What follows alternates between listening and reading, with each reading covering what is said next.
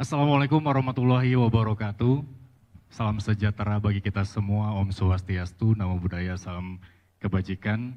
Selamat datang kembali, saya ucapkan kepada Bapak Ibu, para hadirin di Nusantara Sustainability Trend Forum Nature 2025. Sekali lagi perkenalkan, saya Muhammad Irsal, bersama para narasumber yang sangat luar biasa. Terima kasih juga kepada panitia karena baru semalam saya diberitahu untuk dapat kesempatan memimpin sesi pertama pada hari ini dengan tema mendorong produksi pangan berkelanjutan. Bapak Ibu, perlu diketahui bahwa untuk bertahan hidup, kita paling tidak membutuhkan 1,5 hingga 3 kilogram pangan per hari. Semalam saya ukur apakah saya sudah makan 3 kilogram pangan sehari. Hasilnya iya 3 kilogram, tapi tanpa olahraga hasilnya perutnya seperti ini. Terus kemudian ditambah lagi overthinking dengan keterangan Pak Menkes, kalau lingkar perut manusia di atas 31 itu cepat gitu. Coba Bapak Ibu yang di atas 31 lingkar perutnya boleh diukur. Ini intermezzo saja. Jadi gini, meski 1,5 sampai 3 kilogram itu tidak sepenuhnya akurat, tapi paling tidak prediksi itu bisa kita rata-ratakan manusia butuh 500 kilogram pangan per tahun. Populasi dunia saat ini sudah menembus 8 miliar jiwa. Ini kemudian akan bertambah setiap tahunnya. Sementara menurut BPS, Bapak Ibu, populasi Indonesia di tahun 2025 diperkirakan mencapai sekitar 284,4 juta jiwa. Ini laju pertumbuhan penduduk Indonesia sekitar 1,09% selama 5 tahun terakhir sejak 2020 dan juga diprediksi akan terus bertambah. Lantas bagaimana pemenuhan kebutuhan pangan, kemudian serta gizinya, bagaimana strategi kemandirian pangan hingga tak perlu bergantung oleh negara lain untuk impor, serta diversifikasi makanan seperti apa untuk mengganti pangan pokok. Kita akan bahas hari ini bersama para narasumber yang tadi sudah diperkenalkan oleh MC kita Gati Kamka. Saya mau ke Pak Andriko terlebih dahulu karena di samping saya. Sebelum kita bicara bagaimana pemenuhan pangan untuk 284,4 juta penduduk Indonesia, kita mau tahu dulu nih Pak Andriko, sebenarnya bagaimana kondisi ketahanan pangan kita saat ini, silakan. Undang-Undang 18 2012 itu ketahanan pangan itu harus berdasarkan spirit kemandirian pangan dan kedaulatan pangan. Kalau kemandirian pangan, ketahanan pangan yang kondisi terpenuhinya tadi, itu harus berasal dari sumber daya lokal yang kita miliki. Nah, mungkin diksi ketahanan pangan mulai hari ini kita rubah menjadi kemandirian pangan agar spirit itu masuk di dalam semua kita. Karena kalau ketahanan pangan tadi, tapi kalau kemandirian pangan itu harus berdasar sumber daya lokal yang kita miliki. Indikator ketahanan pangan kita hampir semuanya positif. Kita punya tadi Pak Don Bosco Food Security Index, Global Food Security Index. Kemudian ada Global Hunger Index. Kemudian ada Food Security and Vulnerability Atlas, ada POU, Prevalence of Undernourism, ada PPH, ada angka kecukupan energi yang semuanya kondisinya baik. Artinya setiap tahun menuju ke baik. Tetapi kalau kita lihat di kemandirian pangan, ada indikator yang sangat nyata kita lihat di depan mata yang harus kita waspadai. Yang pertama, alih fungsi lahan kita itu sudah isu lama. Kita 10 tahun terakhir kita pernah menghitung lebih dari 3 juta lahan sawah subur di Pulau Jawa itu beralih fungsi. Kemudian orangnya beralih profesi. Jadi 33 juta 5 tahun yang lalu, sekarang jumlah petani kita tinggal 27 juta, artinya setiap tahun kita berkurang 1 juta. Jadi alih fungsi lahan, alih profesi lahan, yang makan tambah banyak. Pertumbuhan kita setiap tahun tambah 2 juta. Ini problem yang sangat serius, sehingga kekurangannya dipenuhi dari mana? Kekurangannya dipenuhi dari impor. Nah, persoalannya kenapa begitu mudah impor? Nah, ini pertanyaan yang menurut saya sangat patut untuk kita gali lebih dalam. Jangan-jangan harga pangan yang kita impor di Indonesia ini lebih murah dibanding harga pangan yang kita produksi sendiri oleh petani, peternak, dan nelayan kita. Yang kemudian menyebabkan petani kita kalah bersaing. Kalau petani kita kalah bersaing, harga pangan tidak menguntungkan buat mereka, kemudian konsumennya lebih memilih impor, selesai ini. Kita tahan tapi kita tidak mandiri. Ini yang menjadi problem penting yang harus kita urai, sehingga harus ada upaya untuk membalik arah. Ya, dengan menggunakan diksi kemandirian pangan, petani, nelayan kita harus kita lindungi dengan memberikan afirmasi, Mas. Memberikan keberpihakan. Ini juga sudah diksi lama sebenarnya, tetapi harus kita wujudkan. Ya. Saya tidak tahu apakah Trump sekarang menerapkan tarif impor demikian tinggi untuk melindungi produksi dalam negerinya mereka. Jangan sampai kita harus melakukan itu untuk melindungi petani kita agar tidak terus beralih profesi. Nah, pemerintah melakukan apa? Badan Pangan Nasional mendorong terbitnya peraturan Presiden nomor 81 tahun 2024 terkait dengan percepatan penganekaragaman pangan berbasis sumber daya lokal.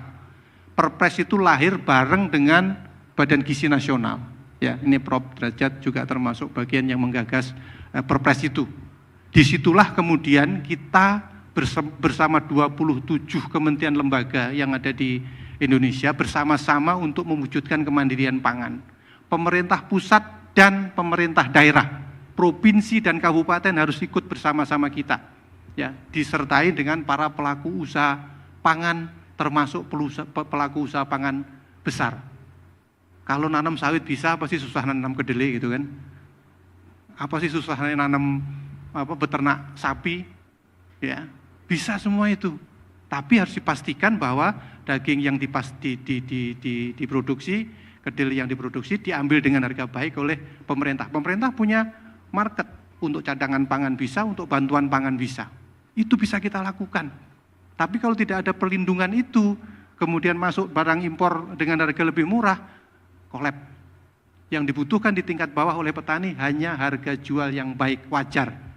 Jadi jangan murah. Kalau murah nanti dikomparasi dengan luar negeri. Kalau luar negeri harga lebih murah, masuk ke Indonesia habis ini. Tapi kalau wajar, duitnya muter-muter di kita. Nah, ini ya yang menjadi spirit ya Pak Presiden, saya kira dengan Perpres 81 tahun 2024 itu, dengan percepatan penganekaragaman pangan berbasis sumber daya lokal, itu kita ingin membalik arah dengan cara meningkatkan produksi dalam negeri dan mengurangi impor. Data semua menunjukkan jumlah impor kita semakin hari bukan semakin sedikit, tapi semakin banyak. Ya, semakin besar. Ya. Dan tadi, alih profesi, alih fungsi, jangan sampai penyebabnya ada di sana. Harus ada regulasi yang menaungi itu agar petani-petani kecil. Kita menyerahkan pangan yang demikian berat kepada 60% petani gurem. Ya, benarkah itu? Gitu. Maksud saya, ayo, ini bukan persoalan petani kecil. Kita mengapresiasi apa yang dilakukan oleh Pak Menteri Pertanian dengan segala upaya yang dilakukan untuk membalik arah itu. Ya, tetapi kita juga meminta agar pelaku-pelaku usaha pangan indeks kemandirian pangan kita sehingga kita bisa menghitung ini. Nah, cara membalik arah saya beberapa catatan, ganti yang 3 juta itu.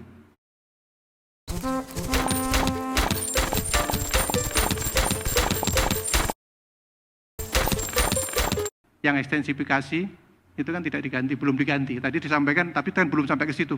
Kemudian benar Pak Menteri, transmigrasi ribbon Pak, saya catat sebagai bagian penting di sini karena jumlah lahan sawah yang ditambahkan secara signifikan di dalam pemerintahan kita itu pada tahap transmigrasi Pak. Setelah itu belum ada yang saya kira signifikan untuk menambah luas lahan itu. Nah, kemudian ditambah dengan program-program Bapak tadi yang Patriot dan sebagainya, ini harapannya ekstensifikasi itu benar-benar terjadi. Piringnya kita ganti Pak. Jadi alih fungsi itu piringnya hilang. Jadi kalau piringnya nggak ganti, kita menambah produksi dalam jumlah besar, gimana rumusnya gitu loh. Ya, terus kemudian teknologi irigasi kita juga harus kita reformasi besar-besaran menurut saya, karena untuk meningkatkan IP dan sebagainya, ya kalau kita membaca sejarah ya bendungan-bendungan besar, kemudian yang itu yang harus kita bangun. Karena kalau tidak seperti itu nanti kita tetap mengandalkan Air hujan saja Mas. Nah, kalau hujan saja nanti kan gimana sih 284 kita akan menuju ke 9 miliar, sementara bumi tidak pernah bertambah luas, ya, tidak dicetak lagi lahan itu, ya itu. Jadi poinnya saya kira di situ ada Perpres 81 tahun 2024,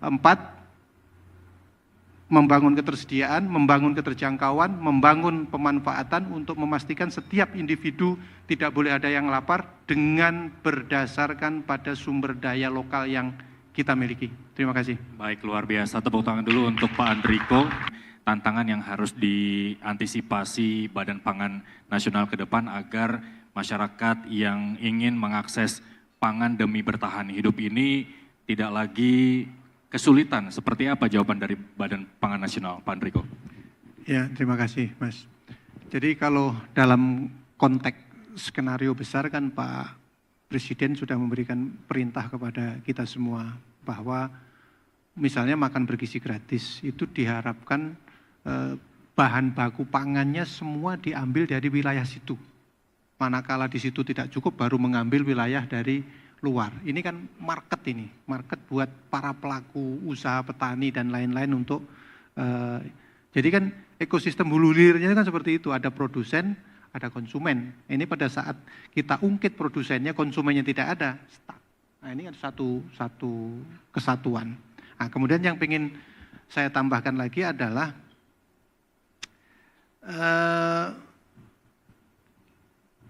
market itu menjadi bagian yang sangat penting yang harus terus kita bangun. Dari sisi regulasi pun kita harus berpikir untuk memberikan afirmasi kepada mereka. Karena kalau itu tidak, susah sekali Mas. Ya, kita sebenarnya sudah bisa membuktikan banyak hal. Ini karena ceritanya NTT, saya juga pernah di NTT 6 bulan di sana. Sumba Timur itu ada peternakan sapi di sana dikerjakan oleh pelaku usaha yang ada di Indonesia, orang Brazilnya didatangkan ke Sumba Timur dan bisa. Yang dibutuhkan sekarang adalah marketnya ada. Jangan sampai nanti begitu dihasilkan dari sana, kemudian dia tidak bisa jualan di Indonesia karena dipenuhi dengan daging impor dari Brasil, dari India maupun dari Australia. Bisa.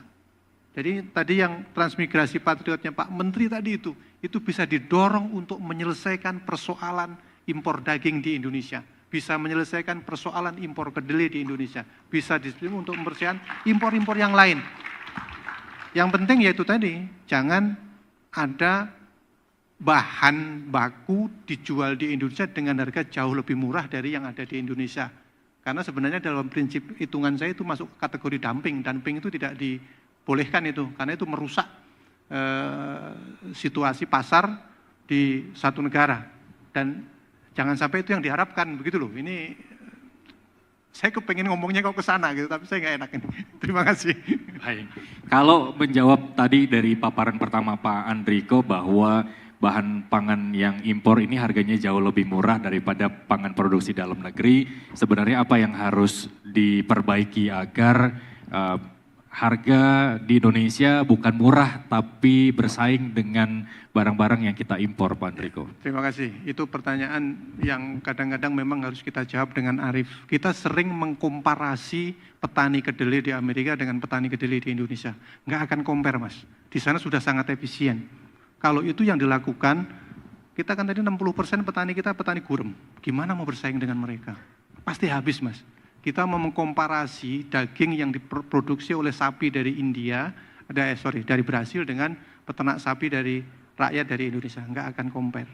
Jadi yang perlu kita lakukan adalah melindungi petani kita dengan harga yang wajar. Agar apa? Agar duitnya berputar-putar di Indonesia, mahal-mahal dikit buat petani kita kok, buat peternak kita kok, buat nelayan kita kok. Daripada duitnya kita lempar ke sana, kemudian mensejahterakan petani, peternak maupun nelayan yang ada di luar negeri. Nah ini spirit Undang-Undang 18 2012 yang dimaksud mandiri pangan, daulat pangan itu ada di sana. Nah sekarang diksinya kebanyakan ketahanan pangan. Nah, akhirnya kita salah nih, kondisi terpenuhnya, tapi tidak ada mandiri, tidak ada daulat. Ini yang harus kita dorong, makanya Perpres 81 2024 kita lahirkan, mudah-mudahan ini menjadi pegangan kita bersama, untuk kita sama-sama implementasikan, dan endingnya bisa menjawab pertanyaan kita semua di bawah Pak Presiden Prabowo Subianto. Terima kasih. Baik, terima kasih Pak Andriko. pernyataan dari Pak Andriko ini mengakhiri sesi pemaparan dari keempat narasumber kita. Kita akan masuk sesi tanya jawab, Bapak Ibu. Kita akan persilakan para hadirin yang ingin bertanya. Mungkin kakak-kakak dari mahasiswa boleh. Baik, Assalamualaikum warahmatullahi wabarakatuh. Waalaikumsalam warahmatullahi wabarakatuh. Selamat sore dan terima kasih atas kesempatannya. Perkenalkan, nama saya Mugni dari Departemen Statistika IPB University. Izin bertanya gitu. Tadi dikatakan bahwasanya kita surplus beras ya Pak. Nah, pertanyaannya ketika emang kita sudah surplus beras, mengapa masih ada impor? Karena kan impor ini merupakan sebuah hal yang dilakukan oleh pemerintah. Nah, apakah ada permainan di pemerintah itu sendiri atau bagaimana? Kemudian pertanyaan kedua Pak, mendorong modernisasi, pertanian seringkali berujung pada marginalisasi petani kecil yang tidak bisa mengakses teknologi. Nah, pertanyaannya, apakah modernisasi Indonesia sedang mempersempit atau memperluas kesenjangan? Itu Pak. Serta yang terakhir, boleh. Kalau misalkan saya kemarin melakukan PKM PIMNAS ya Pak, Pekan Ilmiah Mahasiswa Nasional RSH, Riset Sosial Humaniora dengan judul Reformis Agriculture Menelisik Kampung Adat Uruk dalam Mempertahankan Budaya Kerajaan Pajajaran sebagai Revitalisasi Pertanian Modern. Kemarin ketika saya ke sana, itu sangat kental dengan budaya. Dan ketika saya wawancara satu persatu, mereka sangat acuh terhadap teknologi. Nah, pertanyaannya, bagaimana cara kita mencerdaskan orang-orang yang benar-benar kental dengan budayanya, padahal kita tahu bahwasannya teknologi akan memberikan yang menguntungkan, kebermanfaatan bagi mereka. Mungkin itu aja Pak, terima kasih. Wassalamualaikum warahmatullahi wabarakatuh. Waalaikumsalam warahmatullahi wabarakatuh. Pak Andriko langsung jawab soal beras. Kalau tadi saya menyebutkan data bahwa Bulog ini surplus beras 3,5 ton, mengapa masih ada impor? Ini bukan beras saja sebenarnya, masih ada bahan pangan lain yang sebenarnya kita surplus tapi kita masih harus impor. Jawabannya apa Pak Andriko, silakan. Ya, terima kasih. Jadi untuk beras yang impor tadi itu 2024. Ya, untuk 2025 Pak Menteri Pertanian dan Pak Presiden menyatakan kita tidak akan impor karena situasi kita surplus. Mudah-mudahan ini terus 2025, 26, 27 dan seterusnya kita tidak impor beras. Tapi pesan yang ingin saya sampaikan adalah beban beras ini sangat berat. Tadi Ibu ini sudah menyampaikan. Kita itu sekarang pemakan beras dan terigu. Terigunya hampir 20 kilo per kapita per tahun. Dan terigu itu 100% kita impor. Kita impor 11 sampai 12 juta ton setiap tahun.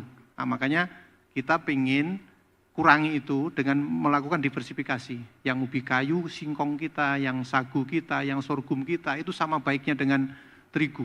Cuma memang masih banyak yang harus kita kerjakan untuk meningkatkan kemampuan mereka dalam rangka mensubsidi untuk terigu. Tapi di sisi lain, pelaku usaha terigu menurut saya juga diberi beban dong, untuk mengangkat sorghum, untuk mengangkat sagu, untuk mengangkat ubi kayu saja. Jangan impor saja, tapi juga ngasih beban untuk memberdayakan ini. Bagian dari untuk mewujudkan kemandirian pangan nasional kita. Ini penting menurut saya. Ya. Yang kedua tadi apa? Soal ini pertanyaannya memperkecil atau memperbesar kesenjangan petani kalau impor ya, benar ya? Tadi terkait dengan teknologi ya, kalau nggak salah. Teknologi yang terakhir edukasi masyarakat budaya. Ya, jadi kalau misalkan teknologi itu kan sekarang tuh terkadang memarginalisasi terkait petani kecil. Jadi kan yang tidak bisa mengakses teknologi. Nah, pertanyaannya ini mempersempit atau memperluas kesenjangan, itu sih Pak. Karena kalau misalkan kita berbicara tentang petani, misalkan hanya mempunyai sekitar 50 meter petak aja. Kan itu tidak bisa terakses teknologi-teknologi. Nah, ini mungkin akan menjadi kesenjangan, itu sih Pak. Jadi memang rekayasa sosial ini banyak didiskusikan terkait dengan lahan-lahan kita yang sempit. Nah, ini menjadi diskusi yang belum pernah berakhir nih Prof, jadi perlu kita terus kuatkan. Tapi ini kemarin saya didatangi oleh petani milenial dari Kuningan. Sore ini saya diundang ke sana. Ya, petani-petani muda, terus kemudian dia nanam melonnya dari Jepang bibitnya, satu pohon biasanya 1,2 buah, di sana sampai 7 sampai 8 buah, tapi dia bisa membuka pasar premium dengan harga 60.000 per kilo. Ya, yang seperti ini untuk lahan-lahan sempit yang untuk anak-anak muda yang petani-petani milenial ini nampaknya ini perlu dikuatkan. Dia bekerja sama dengan hampir 72 kelompok di seluruh Indonesia dan dia fungsinya sebagai connecting people antara produsen dengan konsumen dengan menggunakan jasa logistik yang juga dikendalikan dengan HP, dengan media daring, dengan smart farming yang seperti ini. Ini menurut saya pola-pola pertanian baru yang perlu kita kuatkan selain kita mengedukasi untuk konsumsi buah dan sayur lebih banyak. Mas, tadi kita terlalu banyak makan karbo katanya Pak Prof. Jadi kita lebih banyak makan sayur dan buah untuk meningkatkan kecerdasan kita. Dan itu juga harus menjadi paket dari menu makan bergizi gratis kita, ya, beragam, bergizi seimbang dan aman, ya, memenuhi kaidah-kaidah komposisi gizi seimbang seperti yang disampaikan oleh Prof. Derajat. Saya kira itu